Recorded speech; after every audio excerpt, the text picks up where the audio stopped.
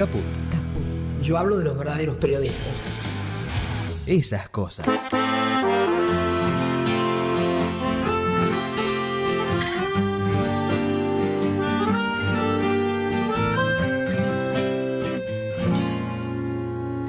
Somos ciudadanos del mundo, pero sin movernos de casa. Jugamos solitarios por puntos y navegamos sin historial. Bueno, acá estamos en otra noche de lunes en 3 en 1. Agradecerle al Chino, que está en la operación técnica de este programa, a Diana Holguín, que hoy nos acompaña nuevamente vía Zoom, y mandarle un gran saludo a Charo, que está con un programa personal y hoy no podía estar. Hoy tenemos un programa cargado de información y de cuestiones que fueron pasando y que van a seguir pasando, obviamente, en una coyuntura totalmente movediza y que va dando muchas cuestiones y muchas situaciones de conflicto, de ruptura, de acuerdos y diferentes situaciones que dan en la política nacional de la ciudad y de los diferentes organismos y provincias.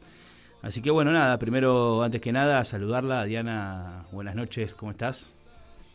Hola, buenas noches. Bueno, acá otro lunes hoy me toca acá presencial. Vimos esta semana, en realidad el transcurso de la semana pasada, esta semana todavía está arrancando, está en pañales, podríamos decir, que hubo una conferencia y en realidad hubo un relanzamiento del PRO en la ciudad que sucedió en el barrio de La Boca, obviamente de la mano de Macri jefe, acompañado por lo que conocen como el Black Macri, el Macri que cruzó la General Paz para este lado para hacerse del cargo de jefe de gobierno.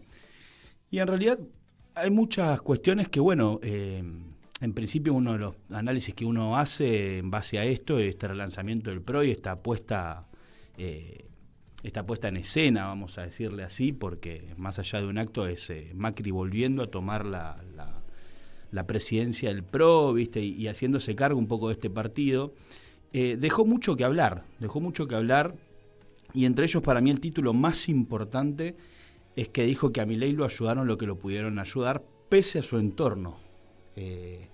No sé esto cómo lo viste. Esa es la disputa que tiene con Milei, ¿no? Y principalmente con Patricia Bullrich, diría yo. Es muy grande la pelea que tiene, y acá también podemos divisar, hay obviamente, además de Patricia y de su pelea, obviamente, de su conflicto interno y de su separación un poco del PRO y de correrla del rol de presidenta, también vemos que hay una diferencia muy grande con Santiago Caputo, que es el armador de los famosos grupos Malboro y bueno, todo este estratega que él supo acercar y lo supo acompañar en toda su campaña, en toda su trayectoria política, y además con la hermana del presidente, que además es la secretaria general de la presidencia, que es Karina Milei. Y también, entre otros, los títulos que deja, y digo que esto es lo interesante de lo que dijo Macri, es bien que él no toma una postura, sino que más bien llama a acompañar, pero marca algunas diferencias, marca algunas posturas de decir, bueno, estamos pero no estamos, acompañamos pero no acompañamos, vamos pero no vamos, y ahí... Yo diría que definitivamente acompañan. Para mí eso en términos de los hechos es algo que se demuestra sobre todo en el Congreso muy claramente. Y que él llamó de alguna manera a todos a acompañar y lo dijo en el acto del jueves pasado con el relanzamiento, digamos, del PRO. Donde a mí lo que más... No quiero decir me llamó la atención, sino como algunas cuestiones llamativas, aunque no estaban ni Patricia Bullrich ni Horacio Rodríguez Larreta, ¿no? Los grandes ausentes. Dos de las personas que fueron parte de la cúpula del círculo más rojo, digamos, del expresidente. Eso es una cuestión ahí para leer, una de esas variables. La segunda es, obviamente, decir que acompañan, pero diferenciándose, y de hecho lo dijo me pareció bastante honesto, sinceramente, diciendo, nosotros vamos a acompañar al presidente a pesar, como dijiste vos, de Karina Milei y de Santiago Caputo en particular, pero no queremos, porque él lo dijo también en ese encuentro, nos ofrecieron la fusión y nosotros no nos casamos antes de convivir, ¿no? Una cosa así dicha por Mauricio Macri, y me parece lógico, digo, desde ese lugar y desde el lugar de no perder poder, ¿no? Que tiene una gran cantidad, digamos, de diputados y senadores, que a la hora de la negociación Milei los necesita. No es un dato menor ese tampoco. No, sin duda, porque además, digamos que gran parte de la ley base y su salida es un poco el apoyo que le dio el PRO y un poco toda esta estructura. Ahí yo rescataba justo la frase que vos decías recién de que nadie se casa sin antes convivir, que es un poco esta frase cuasi romántica, podemos decir. Me sonó un poco melosa. Pero además hay un punto que también creo que hay un punto de diferencia, y que también ahí entre el tema de lo que pudimos entender, pudimos recopilar un poco esa información de esas 3 o 4 horas que tuvieron de reunión en Olivos en la jornada anterior al relanzamiento y todo lo que fue sucediendo. También hay un punto muy importante que yo lo rescato, que es que hay un desacuerdo muy grande en la nominación del hijo para ser parte de la Corte Suprema, un integrante de la Corte Suprema. Y ahí Macri se diferencia de eso. A diferencia de Milei, él dice pero no. ahí tiene razones muy personales, ¿no? Tienen que ver con el correo argentino y con causas al grupo Macri. Me parece que no es un dato menor del por qué está rechazando lo del hijo. Y en una de las declaraciones que tuvo él con respecto a la cuestión de la justicia, que no solamente lo puso sobre el hijo, sino sobre la justicia, ¿no? Sobre el Poder Judicial. Raro, ¿no? Porque todo, Dios, es Vox Populi, que uno de los grandes operadores de la justicia es Angelici, que puso 2 jueces de la Corte Suprema por decreto. Dio un montón de cosas que podemos decir sobre lo poco democrático e institucionalista de este partido republicano que preside Mauricio Macri, y sobre todo respecto al Poder Judicial. Me parece que es muy personal y tiene que ver con las causas en las cuales él está procesado. Y esto haciendo un link con lo que me parece que vas a traer ahora, que tiene que ver con las propuestas que tiene el PRO, que tiene el Estado parlamentario en estos momentos, ¿no? En vistas de las próximas elecciones del 2025. Claro, eso trae a colación justamente que ya lo veníamos diciendo, en realidad lo veníamos charlando ya antes un poco preparando todo este programa, es que Macri ya inclusive empezó su agenda parlamentaria, tuvo una reunión con Ritondo en el transcurso de la semana pasada, y en esa reunión con Ritondo, que fue, en realidad Macri lo llama como buen jefe político, y Ritondo se apersona en Olivos, donde Macri tiene su sede o su oficina. Trataron 2 temas. El primero fue un poco lo que ya sabemos que ellos mejor tratan y le dan mucha bola, que son los votantes en el exterior, toda la temática de los votantes en el exterior, promover el voto en el exterior.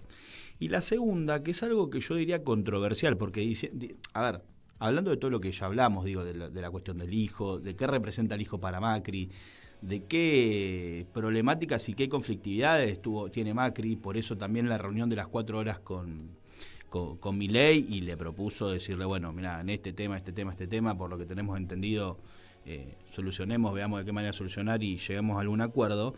Propone la cuestión de la ficha limpia, o sea, promover la ficha limpia, que la ficha limpia no es nada más y nada menos que no tener candidatos procesados o imputados en causas.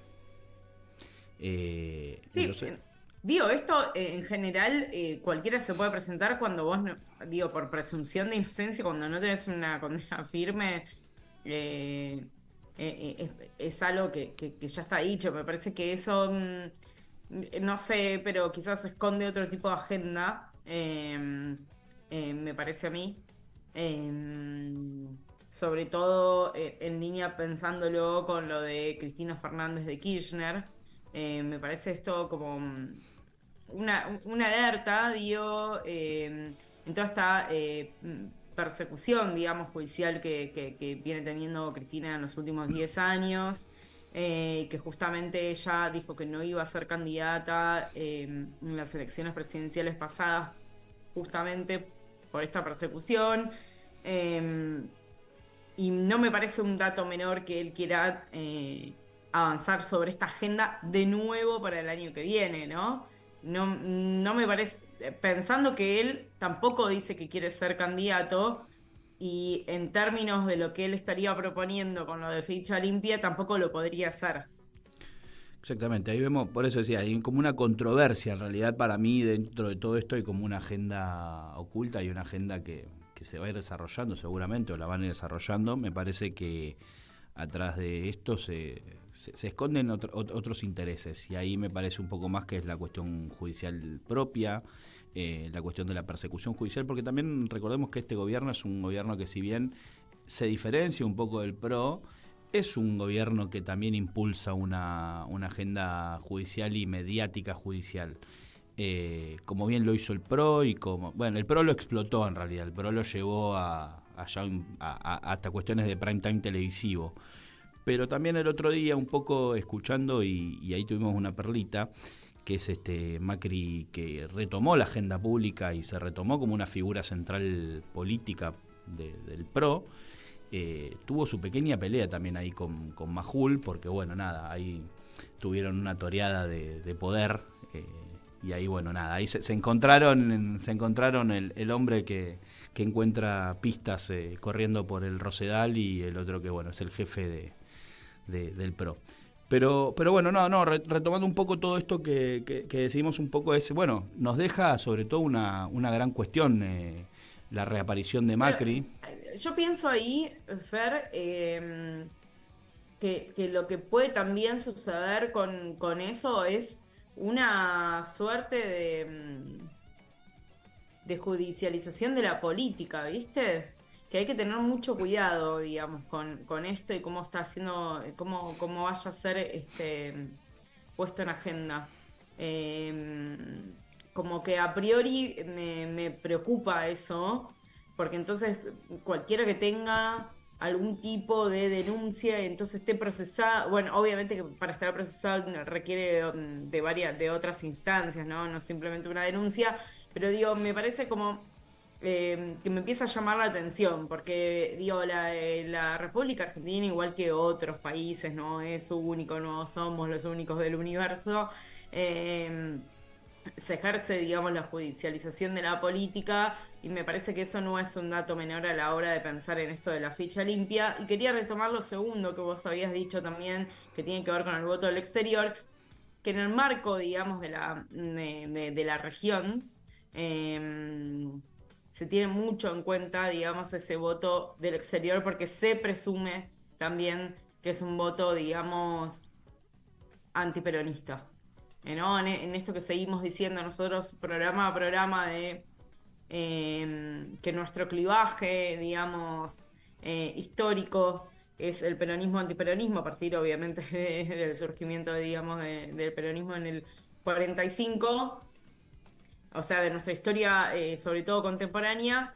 Me parece que no es un dato menor. Pensemos que, por ejemplo, la mayor comunidad anti Fidel Castro está en Miami, lo mismo le pasa a Venezuela, lo mismo le pasa a Colombia. Digo, no me parece menor que lo estén queriendo poner, digamos, como agenda también, como equiparando a los argentinos que estén en el exterior con lo que va sucediendo en otras partes de América Latina, y que eso forme parte de una agenda que es una agenda más global de la derecha, ¿no?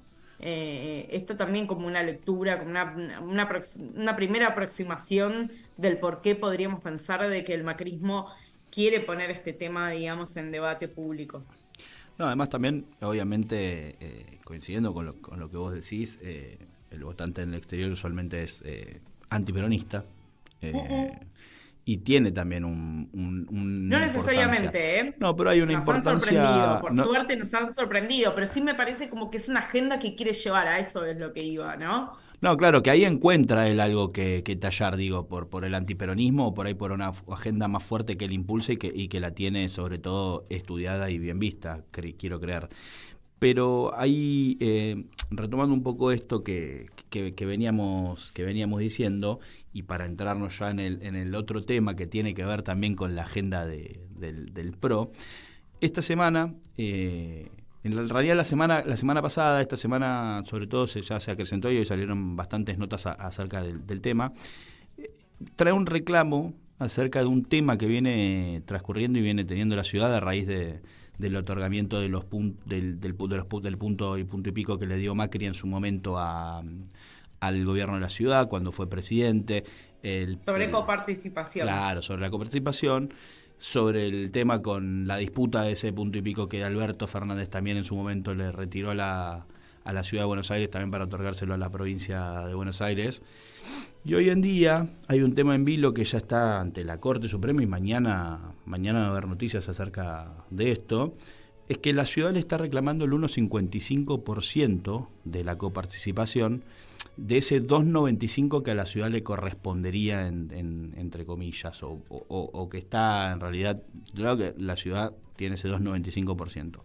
Bueno, vemos que ahí también hay un punto de quiebre entre la ciudad y Jorge Macri, porque obviamente tuvieron instancias de negociación y la ciudad, o al menos Jorge Macri y su equipo... De Milei y Jorge Macri. Claro, de Milei y de Jorge Macri ven como una instancia de negociación agotada y obviamente ahí para poder utilizar ya la medida judicial que entendemos que fue subiendo, el gobierno de la ciudad lo lleva hacia la Corte y le pide a la ciudad que obviamente, al gobierno nacional que obviamente no le quite ese porcentaje de la coparticipación restante, o sea, de lo que le faltaría de ese 2,95, que entendemos que es el 1,55% de la coparticipación.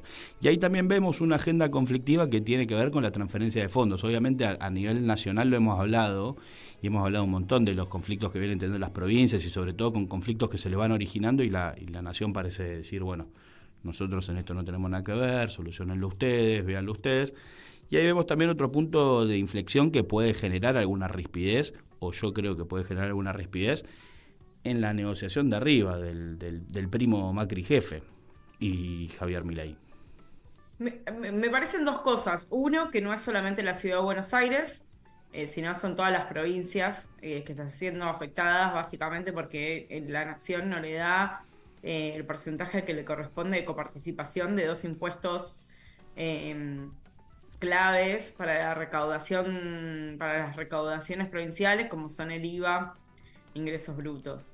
Entonces eso repercute fuertemente en las cuentas de todas las provincias.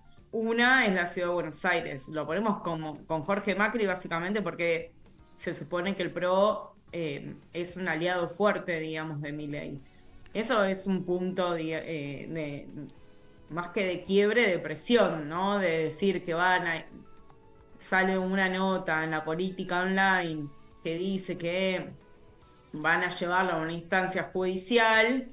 Es para mí un mecanismo, digamos, de presión, ¿no? Más allá de si después eso se lleva a la vía judicial o no. Sí, tiene efectos reales, prácticos. A la hora de la cuestión me parece que no tanto.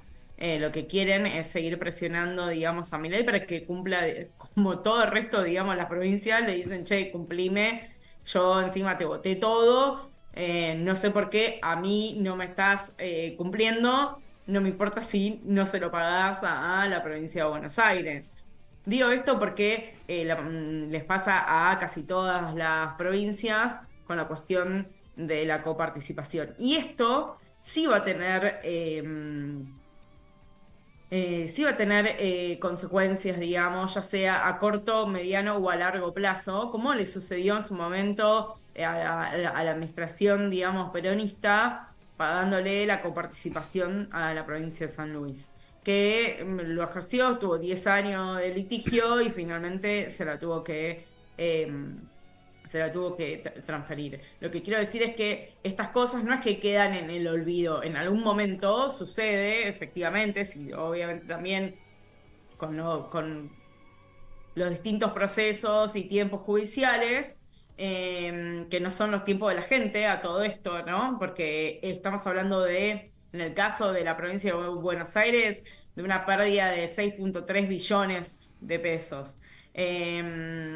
Entonces, que es mucho más de lo que está perdiendo la ciudad de Buenos Aires, que tiene un PDI de una ciudad europea y que podría tener una muchísimo mejor administración con 10 veces menos, digamos, de gente que la provincia de Buenos Aires y con mejores condiciones socioeconómicas en general.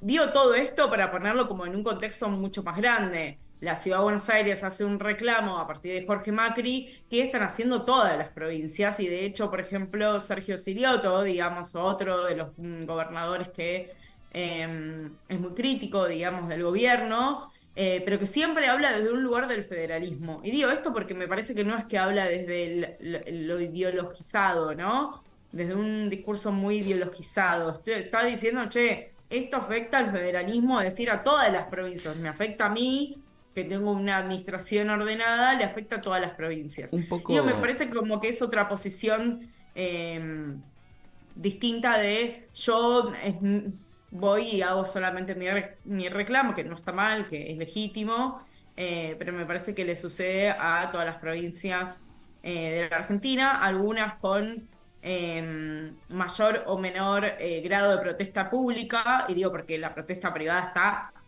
full, eso no se dice o no sale todo el tiempo en los grandes medios de comunicación nacional, pero después hay cositas, ¿no? Digo, una de las cosas que sucedió también la semana pasada, que para mí se conectan en parte de por qué hay algunas provincias que no hablan tan fuerte, tiene que ver con el acuerdo de YPF con Petronas, ¿no? Que finalmente lo van a poner en Sierra Colorada, en Río Negro, y no en la provincia de Buenos Aires, en un puerto como el de Bahía Blanca, una ciudad con aeropuerto, con logística, ya con polo petroquímico, digo, con un montón de condiciones mejores que una ciudad que hay que inventar en Sierra Colorada. No, y que además digo, el propio para Axel... ponerlo como en un marco donde a la provincia de Río Negro tampoco le dan la coparticipación, pero le dan otra cosa. Entonces los gobernadores van teniendo ese ida y vuelta le sacan el impuesto a las ganancias a, no sé, los trabajadores de la minera del sur, ¿no? Entonces, Tal cual. están estas cositas, estas pequeñas medidas que hacen que distintos gobernadores no tengan una voz tan cantante sobre el tema o vayan a negociar cosas propiamente de su provincia en ese sentido y no haya una voz mancomunada al respecto. Claro, tal cual, como cada uno reclamando su...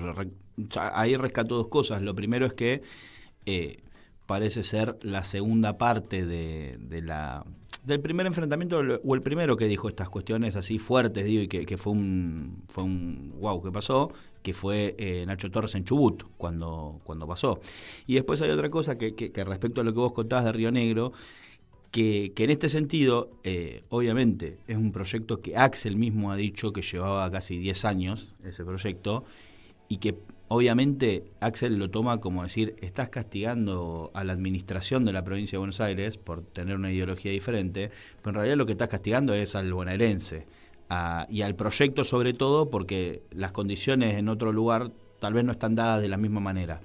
Y en esa circunstancia, bueno, nada, vemos que en el gobierno, sobre todo en este gobierno nacional, pasa mucho con Pero estas porque cuestiones. finalmente es un gobierno sobreideologizado.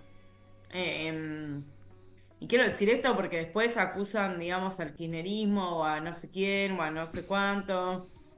y finalmente es un gobierno que está pensando, digamos, En la nada misma. en que todos son un curro, no, digo, está súper sobregirado en su discurso.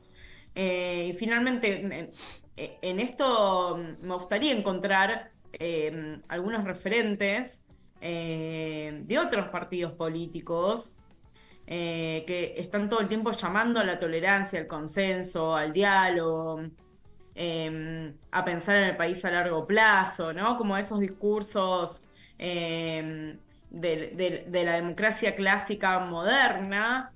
Me estoy refiriendo, digo, a Lustó, por ejemplo, que siempre están hablando de estas cuestiones, que después lo voy a retomar, digamos, con la nota que sacó de opinión, que sacó sobre Venezuela.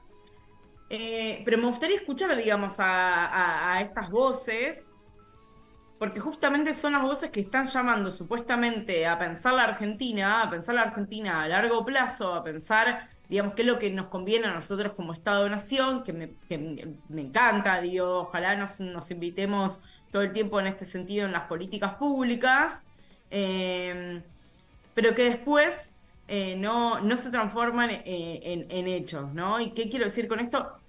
Después terminan teniendo algún punto, algún lugar donde se sientan. ¿Por qué? Y porque efectivamente si uno pensara que ese proyecto es más viable en la provincia, digamos, de Buenos Aires, con una ciudad ya armada, digamos, para este tipo de cuestiones, digo, no sé las especificidades técnicas, pero he escuchado un montón y digo, se preparó para esto habría que hacerlo de cero en Sierra Colorada, y que encima pensemos entre la península de Valdés, o sea, entre lugares de reserva natural también, digo, para como que podamos poner varias variables, digamos, a la hora de pensar esas cosas.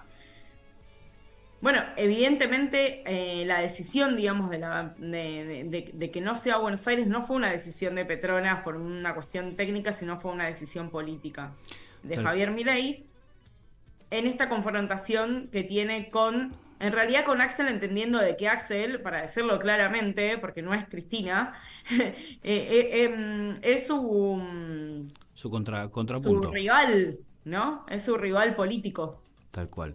Bueno, con esto creo que un poco la agenda del jefe Macri y el nuevo PRO, vamos a decirlo así, está un poco dio el puntapié inicial y va a dar mucho que hablar, así que obviamente lo vamos a retomar cuando tengamos más información. Ahora, si les parece, vamos a hacer una breve pausa y después volvemos, que tenemos mucha más información y muchas cosas más para seguir dialogando con Diana Olin.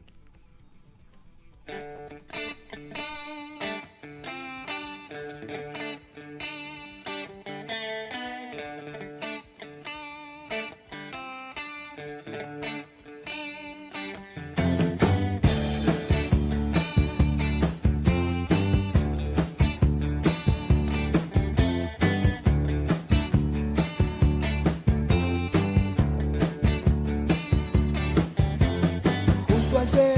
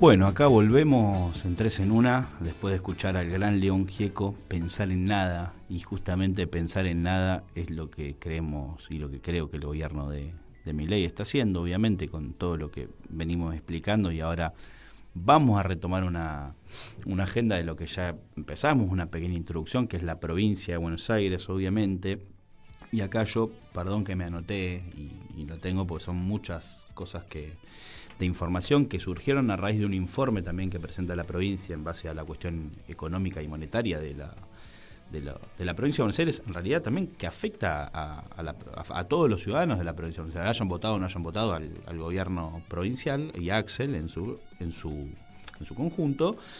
Pero es esto que vos previamente decías, que el recorte, obviamente, los números que presentan son alarmantes y representa un 6,3 billones, el recorte que Milei le otorgó a la provincia, o en realidad el regalito que le hizo de no darle esa plata, ese castigo político. La recesión rondó en los 960 mil millones, mira, no sé, ya el número ya ni me sale. El desempleo en la provincia de Buenos Aires, en el interanual, en la comparativa interanual, creció un 2,2.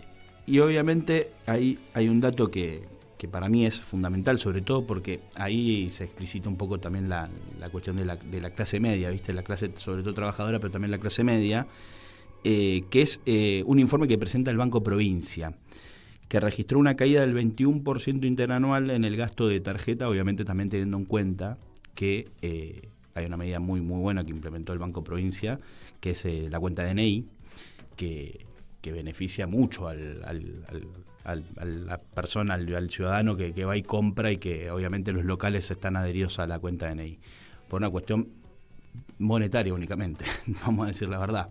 Fue una cuestión monetaria únicamente, y porque el Banco de la Provincia le otorga esta posibilidad no solo a la persona que tiene la tarjeta o ese socio, no sé cómo decirlo, cliente, mejor dicho, cliente del Banco Provincia, sino que es a través de una app.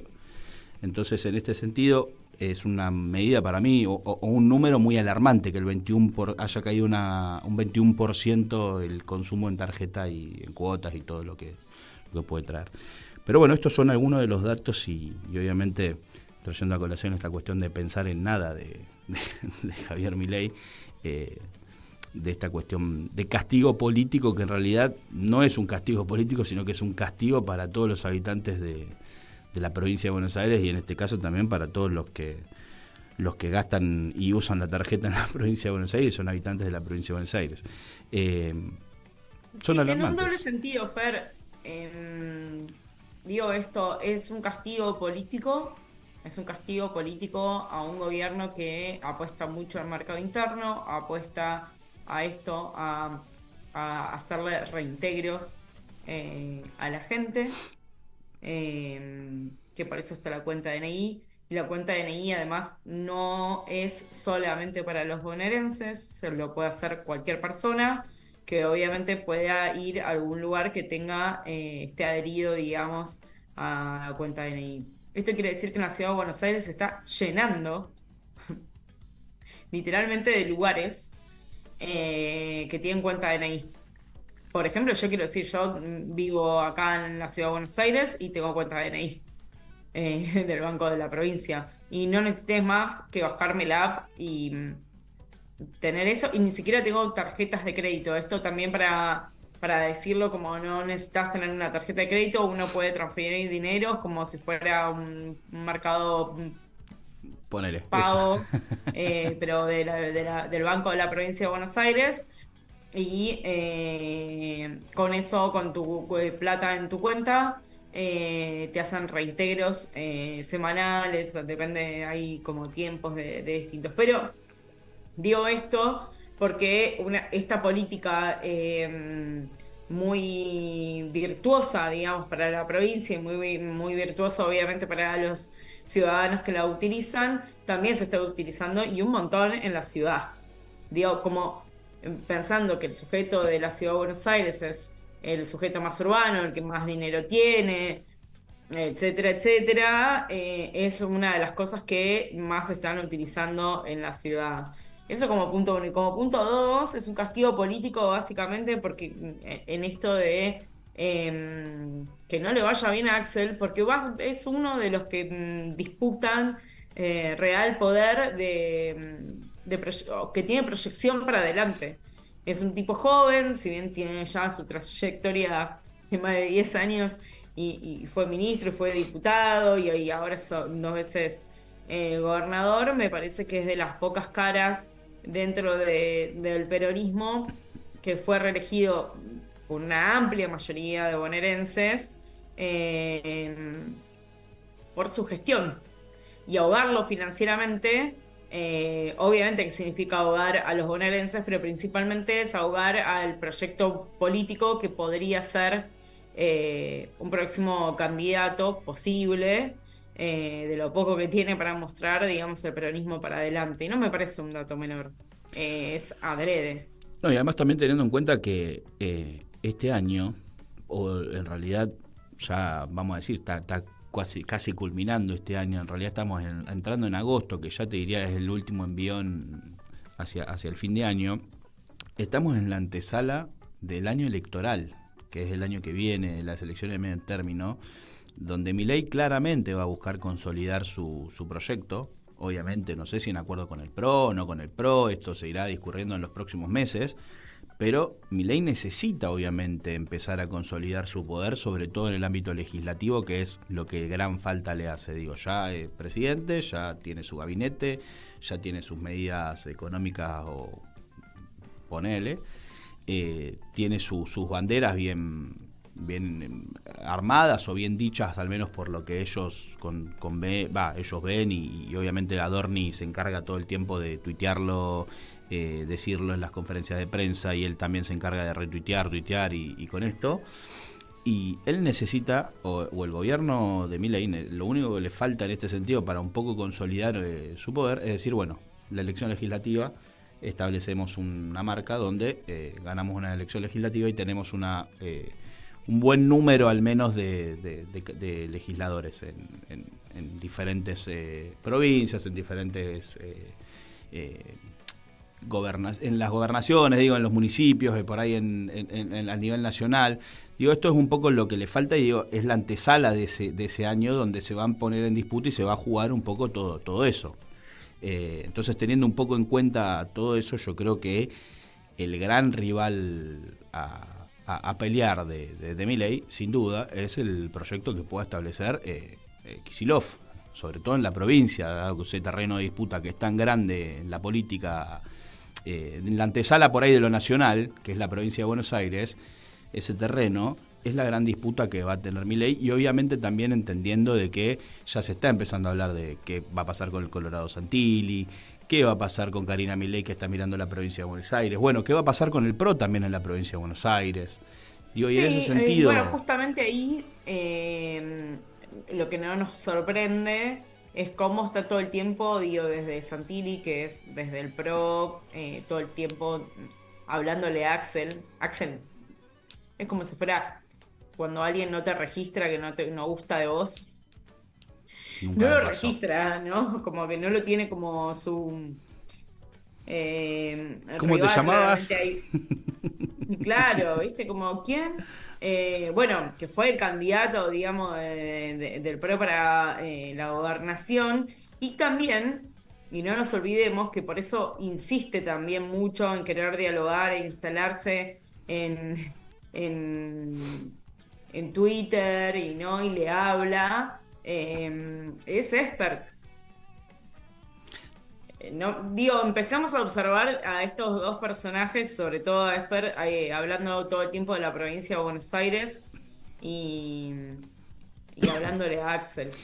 Y sobre todo también teniendo en cuenta una cosa, digo, que Milei se peleó abiertamente y ya una ruptura que se manifestó y ya creemos, al menos en la política nunca es 100% segura, pero ya está muy avanzado, la ruptura de Milei y del gobierno de la Libertad Avanza con Carolina Píparo, que fue su candidata en la provincia de Buenos Aires. Entonces, esta búsqueda de un nuevo candidato también es un desafío en este sentido para Milei y para el gobierno de la Libertad Avanza, para poder consolidar este proyecto. Pero bueno, vamos a ver qué sucede y qué depara de ese futuro que nos futuro, vamos a llamarlo entre comillas, que nos propone Javier Milei. Y la madre de las batallas, que seguramente, probablemente, además de estar en las provincias, va a estar centrada para Milei en la provincia de Buenos Aires. Y este desafío que tiene con Kicillof. Ahí nosotros... Sí, por eso no me parece menor, digo, está la mayor cantidad de votantes están ahí. Milei logró consolidar un voto muy fuerte, digamos, en el resto de las provincias, ¿no? Creo que su lugar de batalla también está ahí, porque fue uno de los pocos gobernadores que renovó y que renovó con una amplia mayoría, aplastante, no por un punto, no por 2 puntos. Y que en el resto de las provincias, por ejemplo, del interior, digo, por ejemplo, Tucumán, Milei ganó, ¿no? Milei ganó. En el caso, digo, de la provincia de Buenos Aires, si bien Milei ganó, ganó muy, pero muy fuerte, digamos, Axel, y me parece que es, además de donde hay mayor cantidad, digamos, de votantes y de personas que viven allí, el lugar de disputa con otro proyecto político fuerte, entre comillas, fuerte, digamos. Ahí tomando ese poder. Ahí tomando un poco ya la cuestión electoral y para entrarnos en el último tema que nos queda, porque ya tampoco nos queda tanto tiempo y obviamente agradecemos al Chino nuevamente que está ahí acompañándonos y siempre haciéndonos la gamba y hoy en la operación técnica. Vamos a una cuestión que ya también esta semana pasada ha tomado un vuelo también muy fuerte y ya creo que la mayoría de los dirigentes del peronismo, no peronismo y de los diferentes sectores se han... Digo, hoy lo hizo Estela de Carlotto, y nos vamos a entrar en el tema de Venezuela, un poco que nos trae esta cuestión nueva de conflictividad en la región. Sí, bueno, un poco lo charlamos en el programa pasado y efectivamente nos quedamos con una pregunta que es con qué lentes mirábamos a Venezuela. Podemos decir que esta semana el Consejo Nacional Electoral dio nuevas cifras con un 51.95, si no recuerdo mal, de Maduro. Y dio como dijo Cristina el sábado en una charla donde fue invitada en México, con decimales, ¿no? Con un poco más de exactitud, se supone, pero aún seguimos sin conocer las actas, ¿no? Públicamente desde el Consejo Nacional Electoral, que es el que corresponde que las dé a conocer públicamente para decir qué tal ganó, qué cuál perdió o X. Esta sigue siendo, digamos, el meollo de la cuestión. A mí me parece que durante toda la semana nosotros agarramos justo el lunes, lo cual estaba la papa bien caliente. Sucedieron un montón de cosas en Venezuela, desde arrestos, manifestaciones, gente muerta. María Corina Machado como representante, digamos, de la oposición con González Urrutia, que fue el candidato finalmente de la oposición venezolana, diciendo que ganaron 70-30.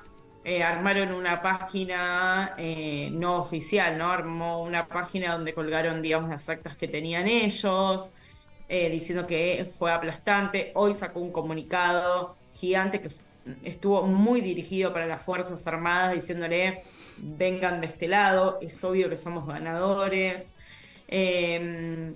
Llamativo, digo, esto es llamativo porque las Fuerzas Armadas son el sostén, uno de los grandes sostenes, digamos, lo fue del chavismo, quiero decir, de la primera etapa de Chávez, y lo sigue siendo fuerte, muy fuerte con Maduro. Entonces, no me parece un dato menor de que, si ustedes leen, digo, está en todos lados, es como una carta bastante larga, es todo llamando, digamos, a las Fuerzas Armadas a que puedan reconocer, digamos, la soberanía popular. Digo esto porque primero me parece importante, segundo porque justamente toda la semana pasada estuvieron pidiéndole al kirchnerismo o al peronismo, diciéndole extrema izquierda, porque no se habían pronunciado. Salió un comunicado del bloque de Unión, del bloque de diputados de Unión por la Patria, salieron diferentes, digamos, referentes, pero a la que se escucha y la que todo el mundo entiende como que es la voz cantante, digamos, del kirchnerismo, no sé si del peronismo, pero del kirchnerismo seguro, es Cristina Fernández de Kirchner, que fue el sábado. Si ¿quieren que pasemos el videíto? Ahí tenemos un toquecín en el video. Yo ahí tengo dos cosas para rescatar, digo, para entrarnos ya también en la cuestión del video. Tenemos dos cosas para rescatar. La primera es que en el transcurso de la semana pasada, al fin de la semana pasada, la OEA no consiguió los números, entre otras cosas, para instar a Venezuela a publicar los boletines o como veníamos diciendo, de los números finales. Y la otra es que, obviamente, para entrarnos ya en este video, y como venía diciendo, Cristina estuvo en México, estuvo invitada a dar una charla sobre todo la cuestión de la democracia en Latinoamérica y otras cuestiones. Estuvo acompañada también por parte de la dirigencia del Instituto Patria, estuvo acompañada por la senadora Anabel Fernández Sagasti de Mendoza, y estuvo acompañada por dos intendentas. Una, obviamente, es la intendenta de Quilmes, Mayra Mendoza, y la otra es la intendenta de Moreno, Mariel Fernández, que también estuvo en México, estuvo presente y tuvieron agenda también allá. Así que bueno, ahí tenemos también el video para poder compartirlo y que lo veamos, a ver cuál fue la exposición de Cristina. Y frente al claro y concreto problema que se produce a partir de las elecciones, de las últimas elecciones presidenciales, creo que, y comparto totalmente, el comunicado que el 1 de agosto firman AMLO, Lula y Gustavo Petro.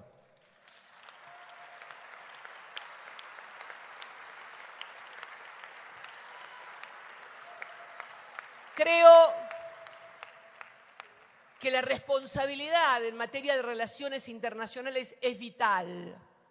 Vuelvo a repetir, más allá de simpatías o antipatías. Pero también quiero ser precisa. Entre este 1 de agosto y el día de hoy, que es 3 de agosto, ayer, escuché al titular del Consejo Nacional Electoral de Venezuela leer los resultados del escrutinio del total de 96,87, si mal no recuerdo, de votos, donde habla de la cantidad de votantes escrutados, lo que obtuvo cada uno de los 10 candidatos.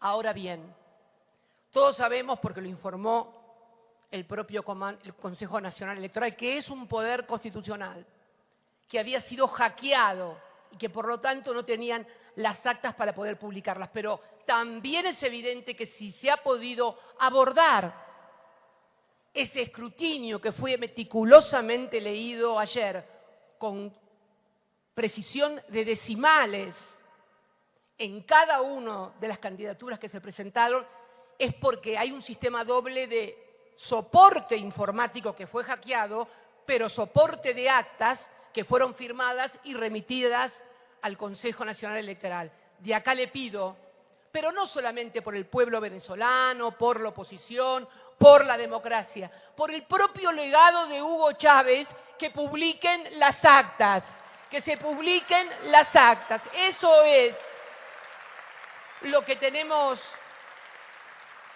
que pedir, que se publiquen las actas, para que todos puedan escrutar la opinión pública internacional, la oposición, el pueblo de Venezuela.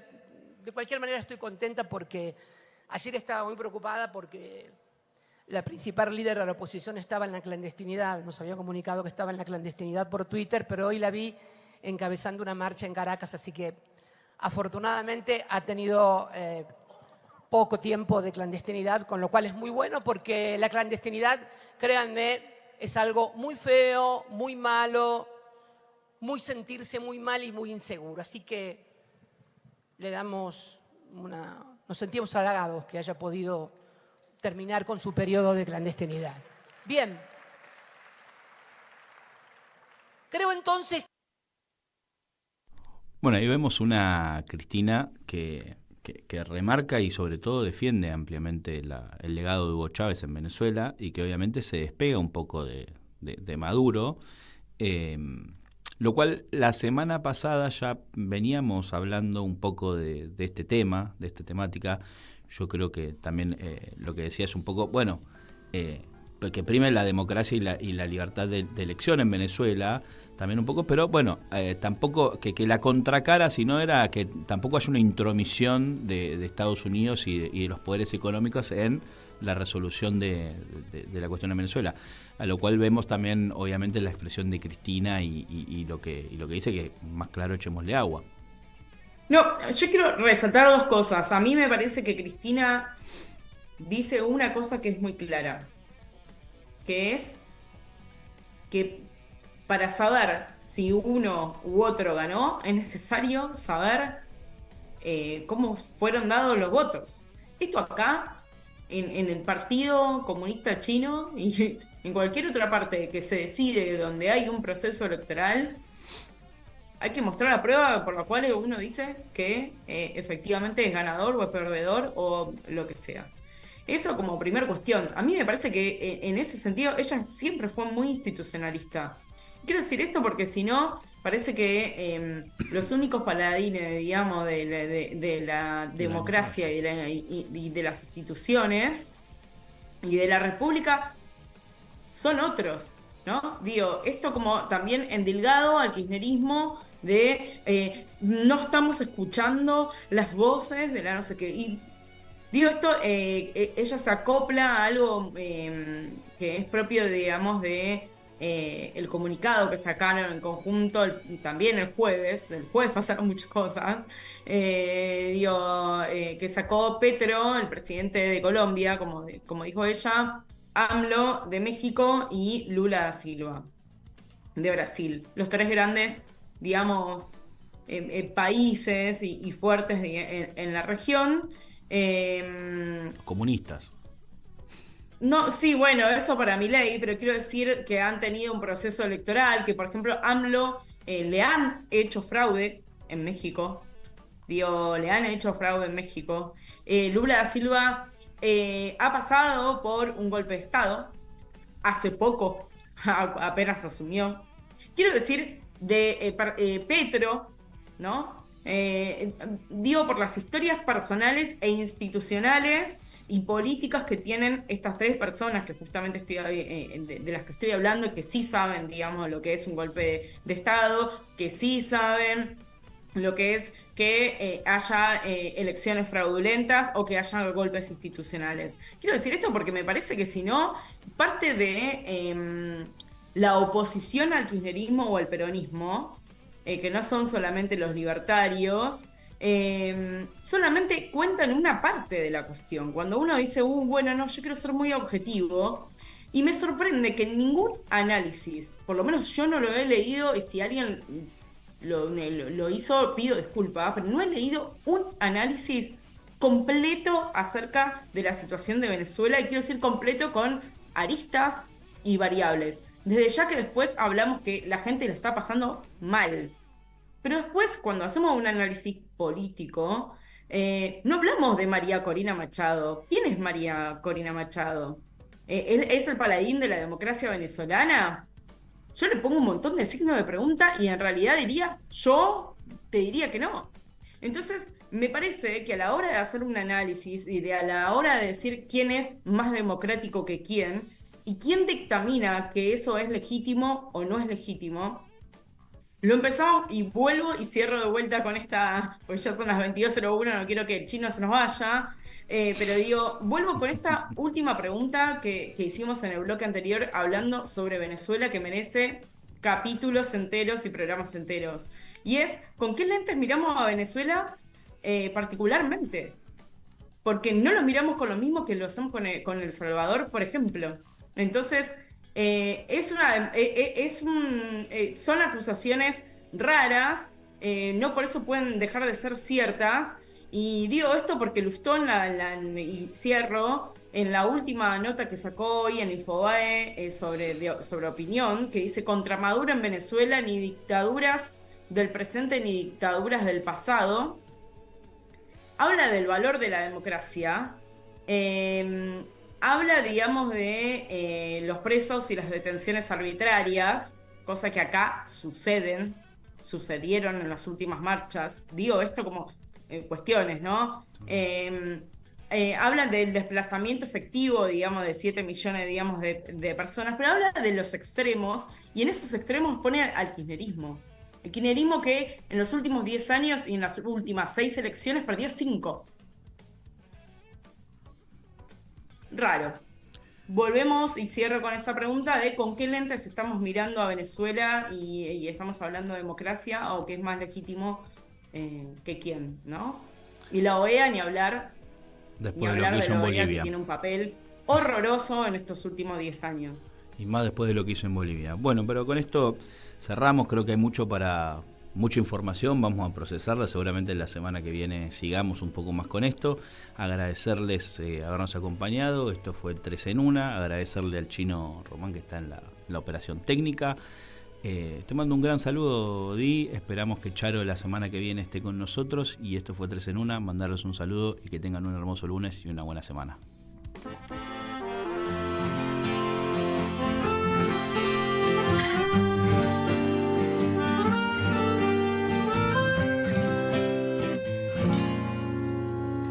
Somos ciudadanos del mundo, pero sin movernos de casa.